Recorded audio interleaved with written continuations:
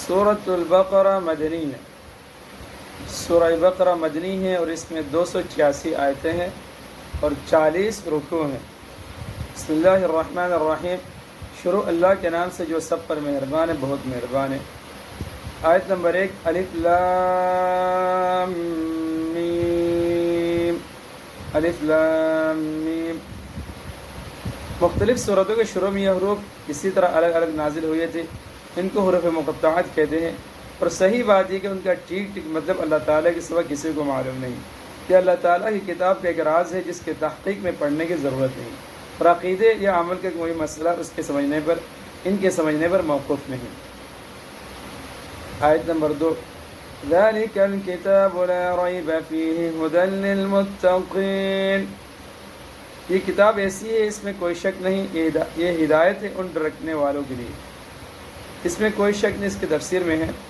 یعنی اس کتاب کی ہر بات کسی شک و شبہ کے بغیر درست ہے۔ انسان کی لکھی ہوئی کسی کتاب کو 100% شک سے بالاتر نہیں سمجھا جا سکتا، کیونکہ انسان کتنے ہی بڑا عالم ہو، اس کا علم محدود ہوتا ہے، اور اکثر اس کی کتاب اس کے ذاتی گمان پر مبنی ہوتی ہے۔ لیکن چونکہ یہ کتاب اللہ تعالیٰ کی ہے جس کا علم لامحدود بھی ہے اور 100% یقینی بھی، اس لیے اس میں کسی شک کی گنجائش نہیں۔ کسی کو شک ہو تو یہ اس کی ناسمجھی کی وجہ سے ہوگا، کتاب کی کوئی بات شبہ والی نہیں۔ ہدی للمتقین، اس آیت میں آیت نمبر 2 میں اس کی تفسیر میں ہے، اگرچہ قرآن کریم میں صحیح راستہ ہر ایک کو دکھایا ہے، خواہ مومن ہو یا کافر، اس معنی کے لحاظ سے اس کی ہدایت سب کے لیے عام ہے، لیکن نتیجے کے اعتبار سے دیکھا جائے تو اس ہدایت کا فائدہ انہی کو پہنچتا ہے جو اس کی بات مان کر اس کے تمام احکام اور تعلیمات پر عمل کرے۔ اس لیے فرمایا گیا کہ یہ ہدایت ڈر رکھنے والوں کے لیے جو بے دیکھی چیزوں پر ایمان لاتے ہیں۔ یہ آخر ہے، ڈر رکھنے کا مطلب یہ کہ انسان یہ بات ہمیشہ پیش نظر رکھے کہ اسے ایک دن اللہ تعالیٰ کے حضور اپنے تمام اعمال کا جواب دینا ہے، لہذا مجھے کوئی کام ایسا نہ کرنا چاہیے جو اس کی ناراضی کا باعث ہو۔ اسی خوف اور دیہات کا نام تقویٰ ہے۔ آیت نمبر 3، الذین یؤمنون بالغیب ویقیمون الصلاة ومما رزقناہم ینفقون۔ جو بے دیکھی چیزوں پر ایمان لاتے ہیں اور نماز قائم کرتے ہیں اور جو کچھ ہم نے انہیں دیے ہے اس میں سے اللہ کی خوشنودی کے کاموں میں خرچ کرتے ہیں۔ بے دیکھی چیزوں پر ایمان لاتے ہیں، یؤمنون بالغیب، اس کی تفسیر میں ہے کہ بے دیکھی چیزوں کے لیے قرآن کریم نے غیب کا لفظ استعمال فرمایا ہے۔ اس سے مراد وہ چیزیں جو آنکھوں سے دکھائی نہیں دیتی، نہ ہاتھ سے چھو کر یا ناک سے سونگھ کر انہیں محسوس کیا جا سکتا ہے، بلکہ وہ صرف اور صرف اللہ تعالیٰ کی وحی کے ذریعے معلوم ہوتی ہے۔ یعنی یا تو قرآن کریم میں ان کا ذکر ہے یا حضرت صلی اللہ علیہ وسلم نے وحی کے ذریعے وہ باتیں معلوم کر کے ہمیں بتائیے۔ مثلا اللہ تعالیٰ کی صفات،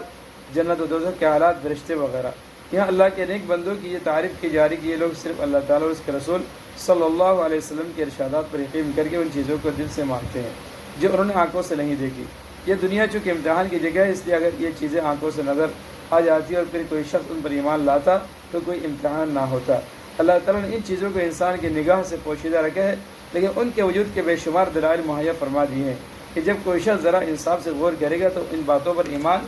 لے آئے گا اور امتحان میں کامیاب ہوگا۔ قرآن کریم نے بھی وہ دلائل بیان فرمائے ہیں جو انشاءاللہ آگے آتے رہیں گے۔ ضرورت صرف اس بات کی کہ قرآن کریم کو حق طلبی کے جذبے سے غیر جانبدار ہو کر پڑھا جائے،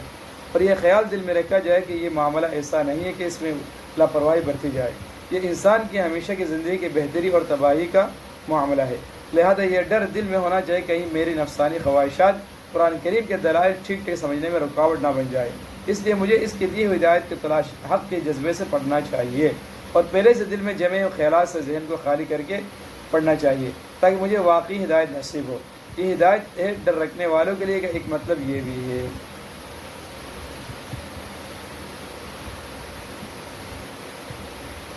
اسی کی تفسیر میں آگے ہے، جو لوگ قرآن کریم کی ہدایت سے فائدہ اٹھاتے ہیں، یہاں ان کی صفات بیان فرمائی گئی ہے۔ ان میں سب سے پہلی صفت تو یہ کہ وہ غیب یعنی اندگی چیزوں پر ایمان لاتے ہیں، جس کی تفصیل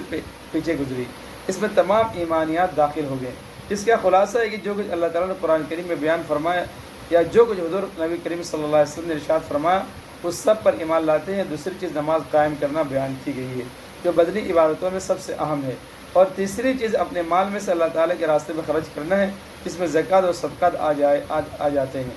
جو مالی عبادت ہے۔ والذین یؤمنون بما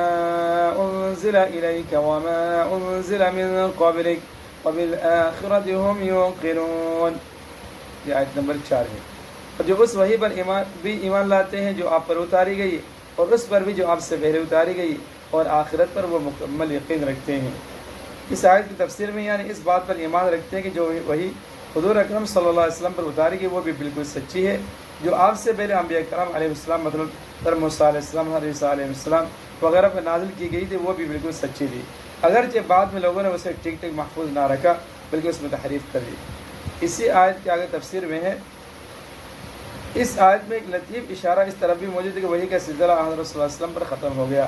آپ کے بعد کوئی ایسا شخص پیدا نہیں ہوگا جس پر وحی آئے یا اس سے پیغمبر بنایا جائے، کیونکہ یہاں اللہ تعالیٰ نے صرف حضرت صلی اللہ علیہ وسلم پر نازل ہونے والی وحی اور آپ سے پہلے کے انبیاء علیہ السلام پر نازل ہونے والی وحی کا ذکر فرمایا ہے، آپ کے بعد بھی کسی وحی کا ذکر نہیں فرمایا۔ اگر آپ کے بعد بھی کوئی نیا پیغمبر آنے والا ہوتا یا اس کی وحی پر ایمان لانا ضروری ہوتا تو اس کو بھی یہاں بیان فرمایا جاتا، جیسا کہ پچھلے پیغمبروں سے یاد لیا گیا کہ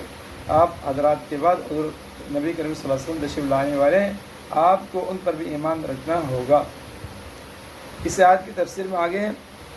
آخرت سے مراد وہ زندگی جو مرنے کے بعد حاصل ہوگی اور جو ہمیشہ کے لیے ہوگی، اس میں ہر بندے کو دنیا میں کیے ہوئے اعمال کا حساب دینا ہوگا، اور اسی کی بنیاد پر یہ فیصلہ ہوگا کہ وہ جنت میں جائے گا یا جہنم میں، اگرچہ یہ آخرت بھی ان اندیکھی چیزوں میں یعنی غیب میں شامل ہے جس پر ایمان لانے کا ذکر سب سے پہلے کیا گیا تھا، لیکن آخر میں اسے علیحدہ کر کے خصوصی اہمیت کے ساتھ ذکر کیا گیا ہے۔ شاید اس کی وجہ یہ ہے کہ آخرت کا عقیدہ